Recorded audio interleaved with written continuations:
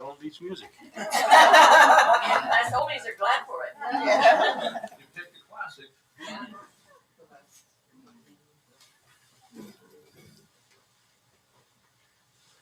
I'm waiting for the signal from the back of the room.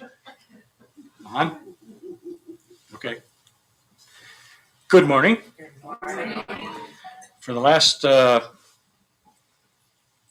month, I've been talking to you about light bearers and about light workers. And there's just only this much difference. Everybody in this room is a light bearer. Some of us work with it better than others, and so they put stripes on our arms and we go up in front. We're the spirit. And we'll just stop there before I get in too deep. Okay, this morning, the Home Center Ministerial team are opening prayer. Today, in these challenging times, invite the miracle of God's love, spiritual love, the light and the love of the universe into your life. Do not turn away the heartbroken, destitute, or depressed, for they are your brothers and sisters. Let your light shine so bright, the hearts of your brothers and sisters begin shining back. Watch as one smile, one reassuring word, one unselfish action at a time, our light grows. Behold the beauty and vibrancy of the life that surrounds you this morning, in spite of the snow. Know it is God's greatest gift to us all. Together we can make a difference on it. Share your spiritual love and light without reservations, and watch as those around you begin to bloom as flowers in the spring. You have given the unconditional love of God.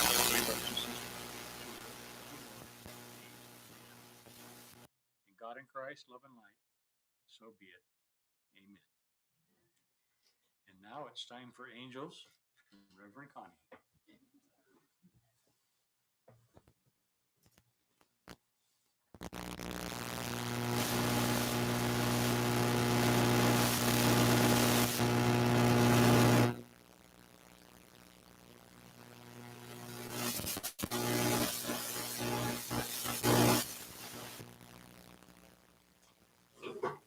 In getting ready for this talk, I went to our library and I found this book, Angels 101. So some of my talk is based on information in this book and some of it from other books.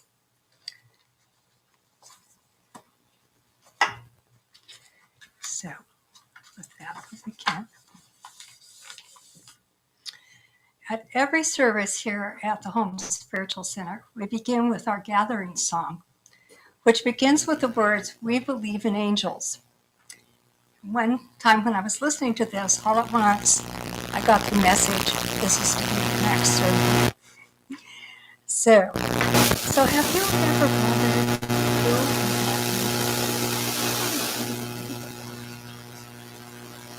in this book, in by Jeffrey Hobbs, Kingdom of this sense of the totality of the angelic holiness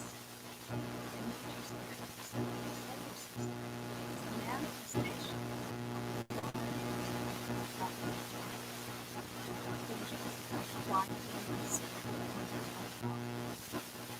there is an expression of the divine monarch for God. This offers the chief helper of all the angels and beings of the elemental kingdom thereon, which are not very good monsters. Archangels either represent the masculine, androgynous, or the feminine aspects of the primordial one. They can be any of those.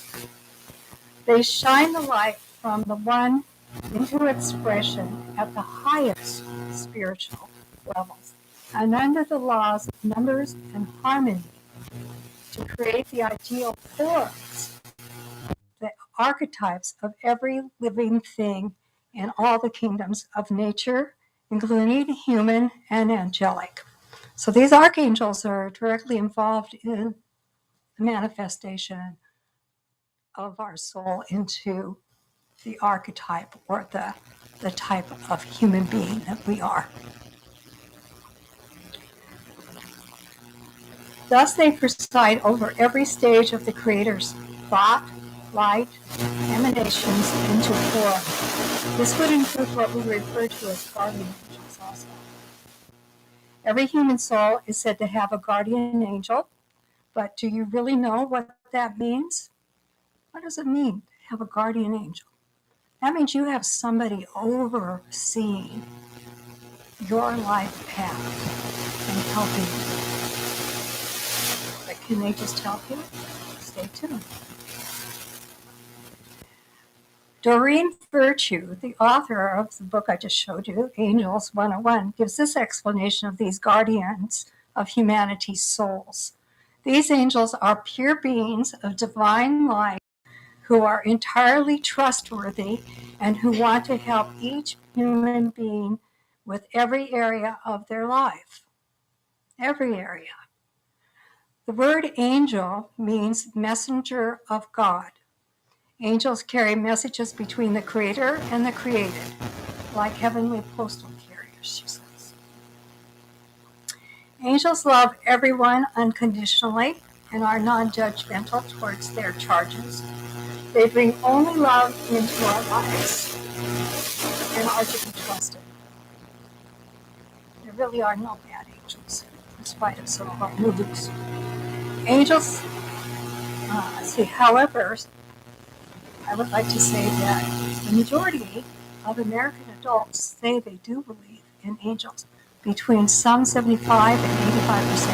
I'd like to show of hands. How many of you really believe in angels? Oh, wow. I'd say the majority of us here also. And you don't have any special training. These Satanists are engaged in religious work to communicate. They help everyone. It calls upon them. There's the key word. Calls upon them. No matter what, the angels' assistance is free of charge. They don't charge us anything. It's available to us. There are absolutely no catches, says Doreen. Angels work with any religious or spiritual path, so they aren't exclusive. The traditional idea of angels comes from the religions of Judaism, Christianity, and Islam, which all believe in one God. All three religions have traditions of angels providing protection for their leaders and their followers, and they're mentioned in their holy books as well. In polytheistic religions, these are the ones that worship many different deities, which are a lot of your Eastern religions. They see these things like angels, in every aspect, except they do not have wings. Speaking of wings, they are described by those who can see angels as being swan-like in appearance. However, I have read that the wings are a high vibratory energy that comes out of the back and looks similar to the shape of wings. And those that can see them also report they've never seen them fly. Their garment appears very much like the author describes it as chiffon or a very lightweight and religious type of material. And of course, their light is bright, so they shine, and they often look like they have an aura, particularly around the head. Thus, we see paintings with halos. The wings, however, do not have feathers, but oftentimes they're. So, we have this idea, kind of like our idea that God looks like a man with a long beard. It's not perhaps 100%, but it gives us an image to work with for something that really isn't so visible to our naked eyes. The last religion that's mentioned is monotheistic religions. These believe that God is everywhere, including within nature. Past pantheistic religions work with winged angels and archangels, in addition to goddesses, elementals, which of course are another name for the nature spirits, and other deities. I kind of think that's kind of the category that you might put us into to some extent, is that last one, pantheistic. Angels are universal archetypes that are found in the belief systems of both ancient and modern faiths. Angels will work with any faith comfortable to you. Whatever you believe doesn't matter. Remember, they are unconditional in their love. They do not judge. They work with anyone that asks. Those who regularly contact their guardian angels report great improvement in their lives. They feel happier, more peaceful, and confident, and less afraid of death or their future, and often experience a more abundant and fulfilling life. I know when I keep in contact with my guardian angels that things do go smoother. If I ask for inspiration for a message to give you, it comes. The thing is, we have to watch for the answers, because the answers don't always go some big loud message in your mind. Sometimes it's very quiet. Sometimes it comes through a magazine or a newspaper, television set, friend, phone call. Maybe finding a rock on the sand in the ocean. Who knows? Anywhere messages can come, but we have to be ready and open to receive them. In the spirit realm where angels dwell, there is no time. And there is plenty of energy and resources available for them to help humanity's needs. They have access to the Akashic record, or the Hall of Records, of everything that has ever been and ever will be in the universe. They have access to everything. Indeed, it is their honor to help. All you have to do is be willing to ask them to help you.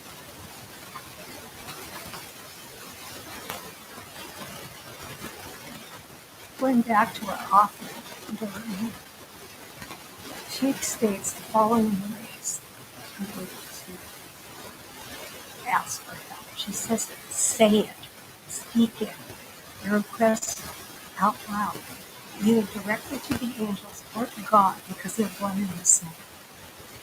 Think it, mentally think it. Mentally ask your angels for help. They can hear your thoughts. Write it. Pour your heart out in a letter. Visualize it. Hold a mental visual image of angels surrounding you and your loved ones, your car, your home, any situation you're dealing with. They are ready to help. In fact, we need to give them a job or they get bored up there in heaven, right?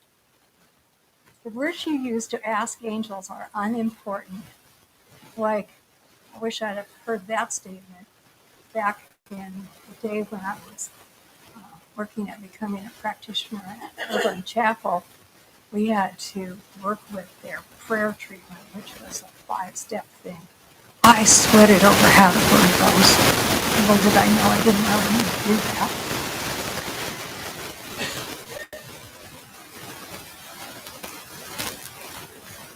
Because in truth, angels respond to the prayer of your heart, which is composed of your true feelings, desires, and questions.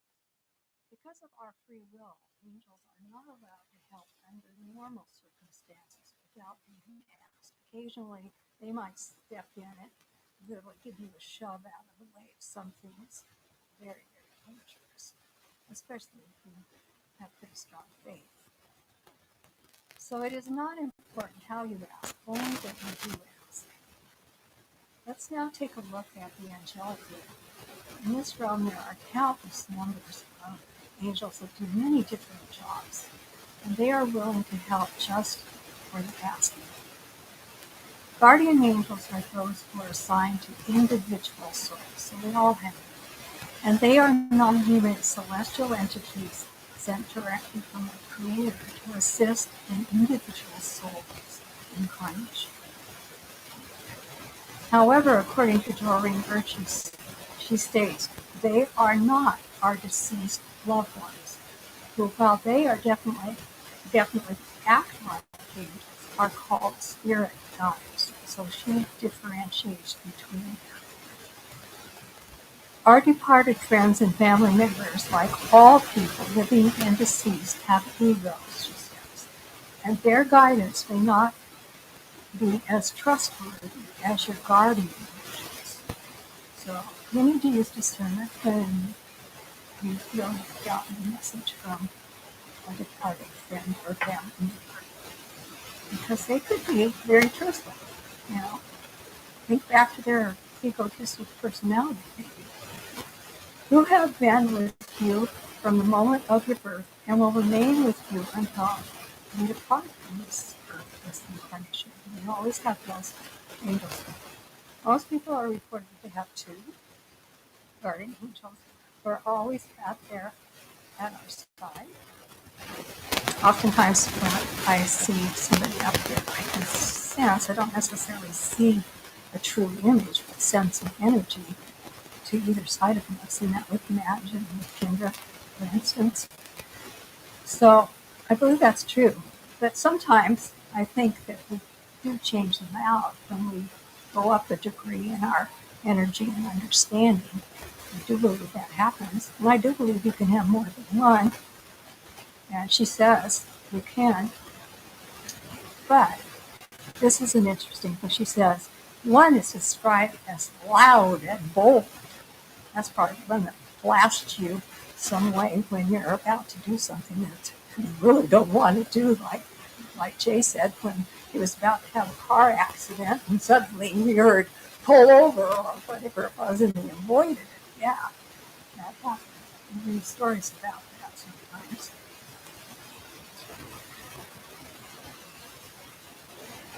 Okay. And then the other one tends to be one that helps keep you calm, helps, kind of nurture you. When you're out there too hard and you're feeling low, whatever, that angel often steps in. It's easier, of course, to hear a choir of angels than it is just to yeah, acquire is something that they call a group of angels, which is interesting. Some people acquire extra angels when others pray for angels to protect them. And I do get prayers like that from people. And those who have had near-death experiences always are seen to have more angels because they help them readjust to their life after having such an experience. Reverend Jay, the founder of the Home Center, used to talk to us repeatedly about hiring guides. That was one thing that he repeated a whole lot. And he told us, hire the specialist, somebody with the skills you need to help you. And he did it all the time. And he talked about how he did that in his work back in the day in New York with his teams of people that were under him. He even talked about how he worked with his brother when they were stuck with all the house cleaning and stuff to make it a game and to ask for help. Yeah. Reverend Jay also referred to his personal guardian angel as Funky Bunk, which I thought was a very unusual name. But you can, yes, you can ask or give your guardian angel a name or ask them what their name is and listen for it. And he often called the ones who wakened him in the night. They'd come pound on his door, he said. Telephone time. He said moments as spooks. In her little book, Hiring the Heavens, Gene Slatler says, "We need help with real stuff in life. The ups, the downs, and the challenges and yearnings we experience every day. If the power of heaven can't be brought down to that level, then of what use is it? I don't expect to be creating planets anytime soon. Do you?" Well, I don't think I do. But who knows, maybe someday. But what if we could take that often quoted verse from the Bible that says, "Ask and you shall receive," and really get it to work for us? Then we could harness the power of the whole universe. And God, in all the heavens, or as I would put it, all the heavenly hosts, the angels, will become your allies and your confidants, sitting beside you and supporting your every intention. Okay, so that's a little talk about archangels. Let's go on to archangels. These are the overseers of the guardian angels. They are like the head boss. They are one type of the 9 fires of angels. So there are these 9 different sections of angels, right? Which include angels, archangels, principles, powers, virtues, dominions, thrones, cherubim, and seraphim. Of these forms of angels, guardian angels and archangels are those most involved with helping Mother Earth and all her inhabitants. So those are the angels that help us. There are many references in the Bible to angels. In fact, in looking at a biblical concordance of the Bible, I found 3 very long columns, very tiny print of all the different verses in the Bible. I didn't bother counting them. I'm sure there were over 100. Lots of them in our Bible. And of course, they're mentioned, like I said, in Islamic and Judaism and other places as well. So lots of references. So I think that there's a pretty good thing out there stating the reality of it. There are many references, many references throughout the world. Some of the duties, let's look at some of the duties of those archangels, those overseers, those ones that are in charge of armies and lesser archangels, main ones. Ariel, which means lioness of God. She helps us provide for our physical needs such as food, shelter, and supplies. She also works with animals and children. Asriel translates to whom God helps. He helps departed souls in heaven, heals the grief-stricken, and also helps those who are consoling the bereaved. And Gabriel, which means messenger of God. This archangel helps writers, teachers, journalists. Gabriel also helps parents with childbirth, conception, and adoption. Michael, whose name means he who is like God. He releases us from fear and doubt and protects us and clears away negativity. Usually considered the most powerful of the archangels. He is described in the sacred text as performing heroic acts of protection. Pictures of this archangel are often shown with him holding a sword. The angel I had up on the screen was holding a sword, although she looks more like she might be Michelle angel, more feminine in nature. But remember, they can present both.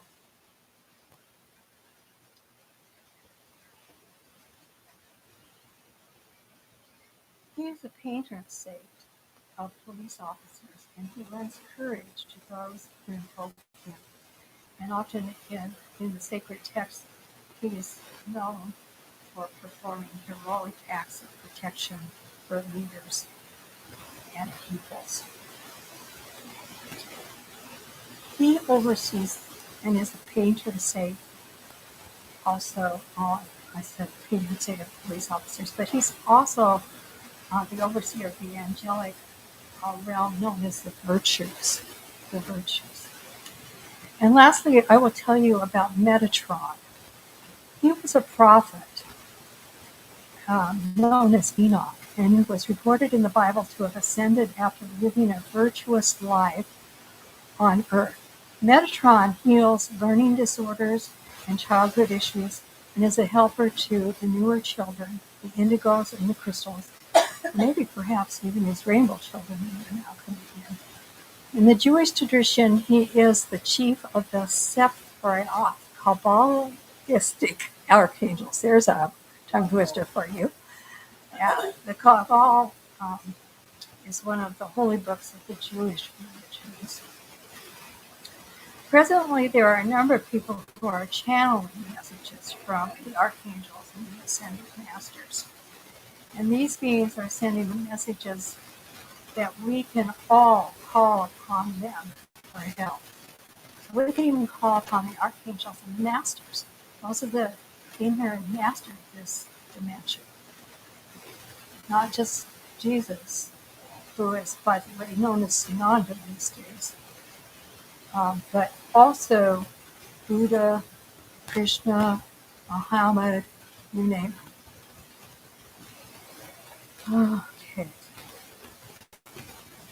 They also tell us that we can be of assistance to them by shining our light, by learning to unconditionally love our brothers and sisters everywhere, no matter what, and to just simply contact them, keep in touch with them.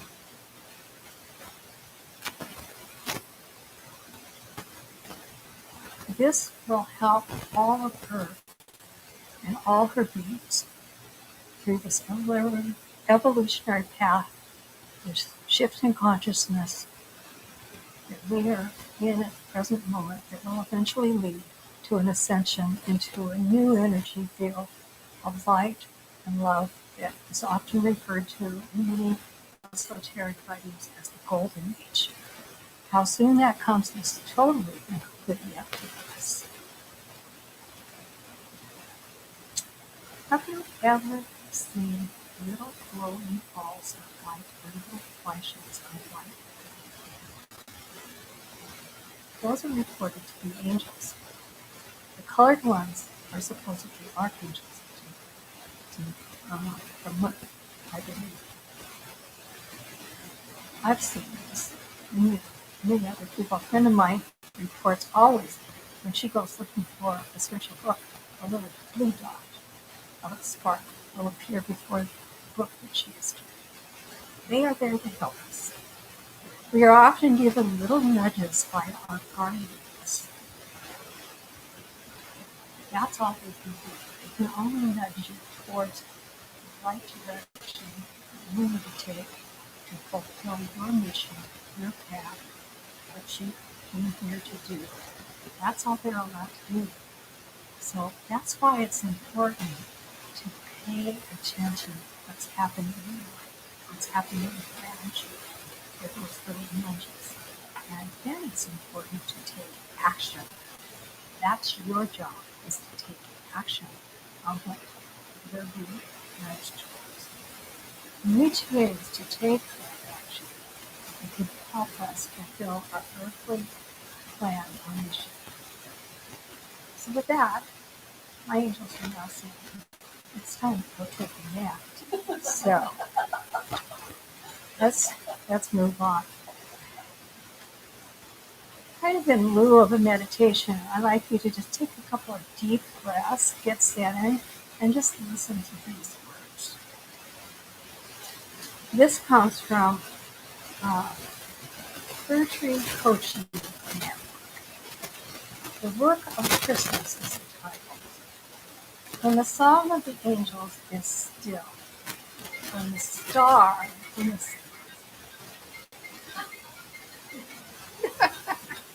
Angel's calling, right? Remember to pick up your prescription.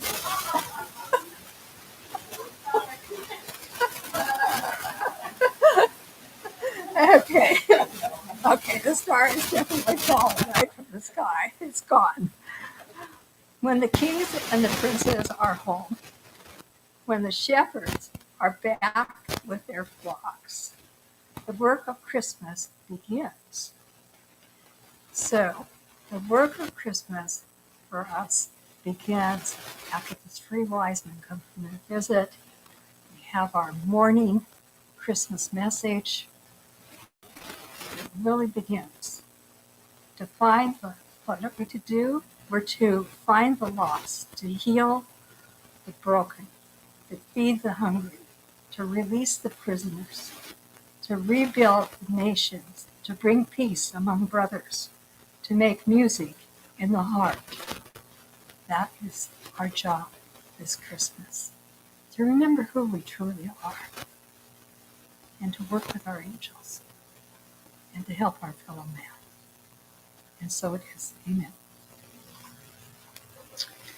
Okay.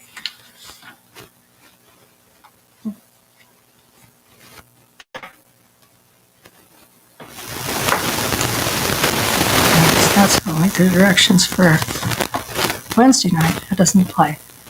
Next is offering and okay.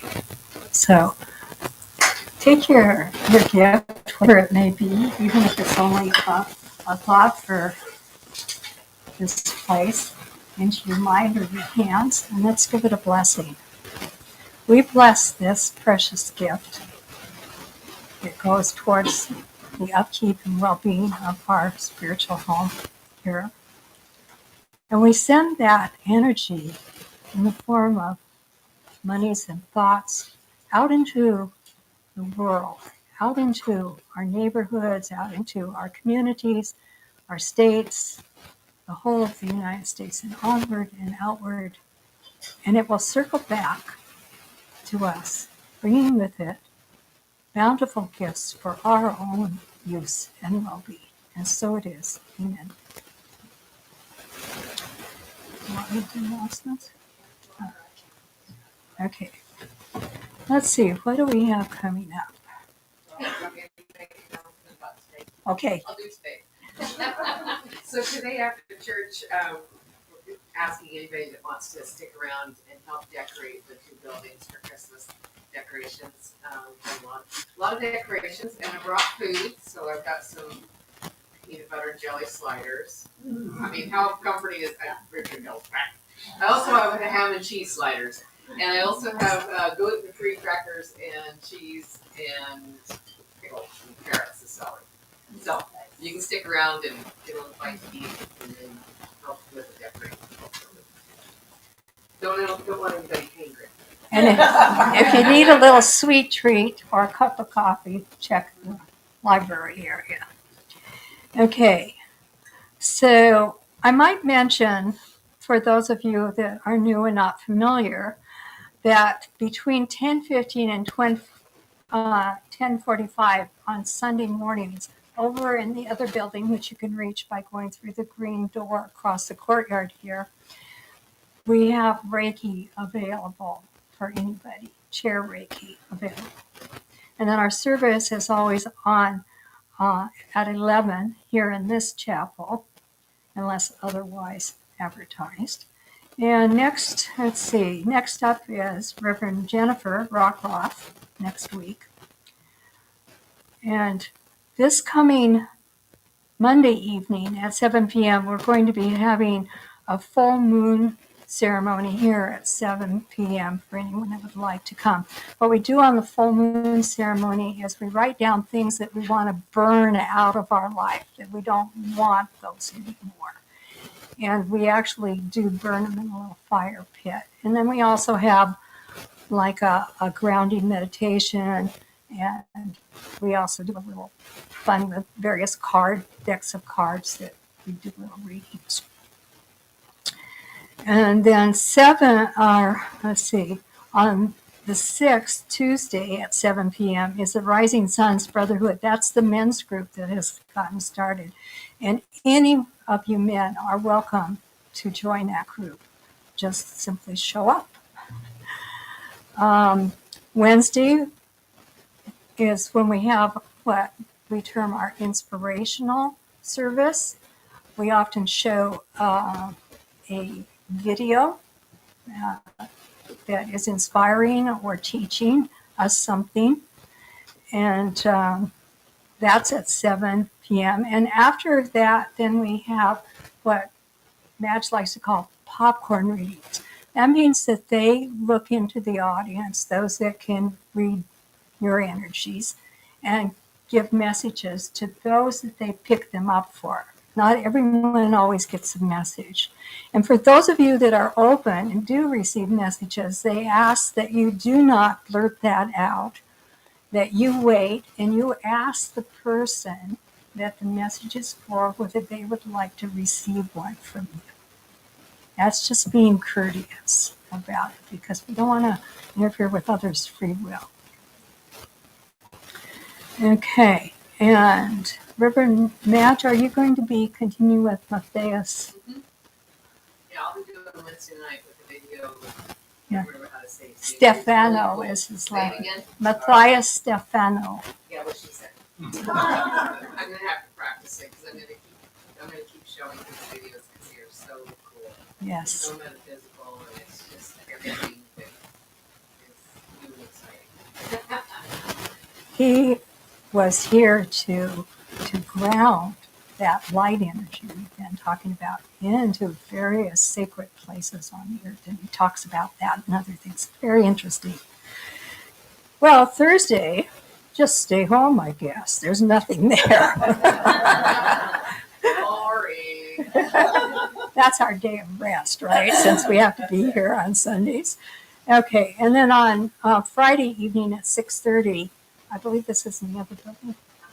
Other building is Reiki Share.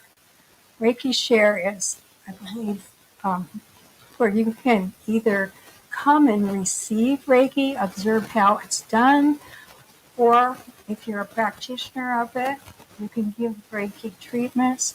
I do believe that is there a charge for that one? There is a charge for that. And then Sunday is really, or Saturday is a pack. Yes, Saturday the 10th, 11:30 a.m. is a guided meditation with Kyle. The other building or here? Other building. One of them. Yeah, he'll go up. We'll direct you. Okay, and then at 1 p.m. is One Spirit Drum Circle with Reverend Madge, which is a lot of fun, really raises the energy of this place. She has lots of drums and rattles if you don't have one. And that goes till approximately 3. And then at 6 p.m. that evening, we're having our annual Christmas party. And this is a finger potluck, so you bring something that can be eaten with the hand. That doesn't mean soup. That doesn't mean something you need a fork for, people. Well, a fork is okay. We can have fork. Okay. We just don't have tables set out as a chair. Yeah. Yes. And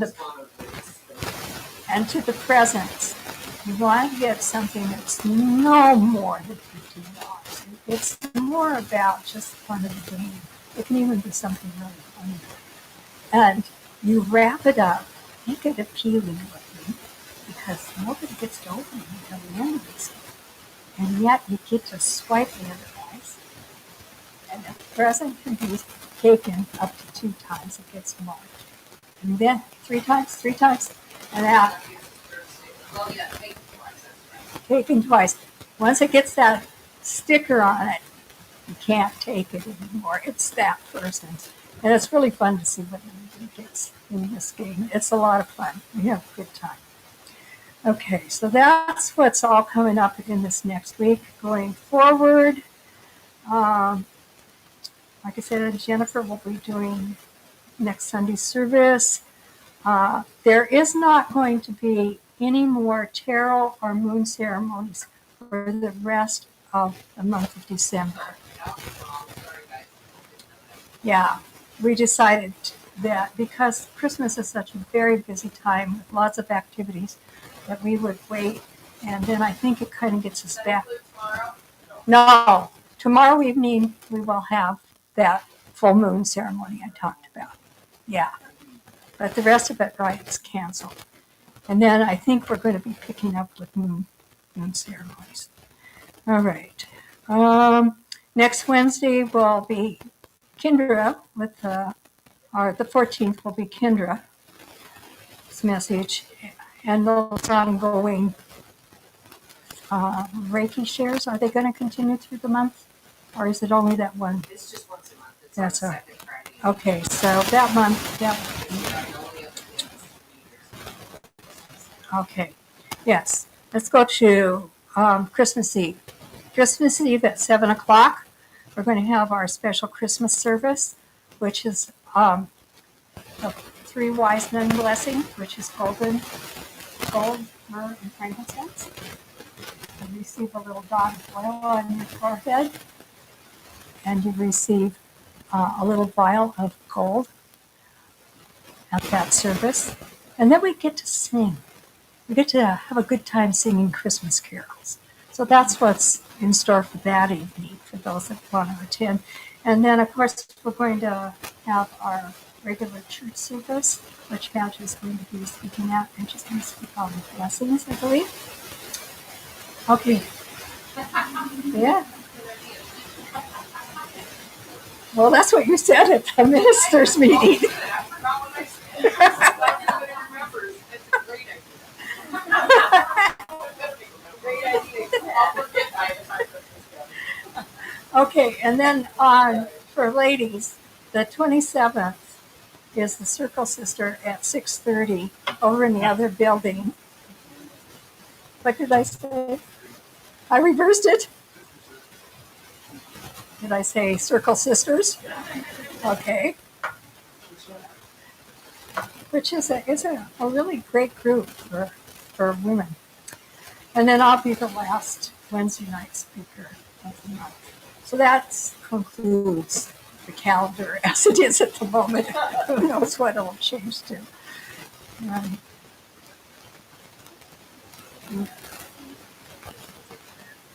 Closing prayer. Okay, so I invite Dick back up here.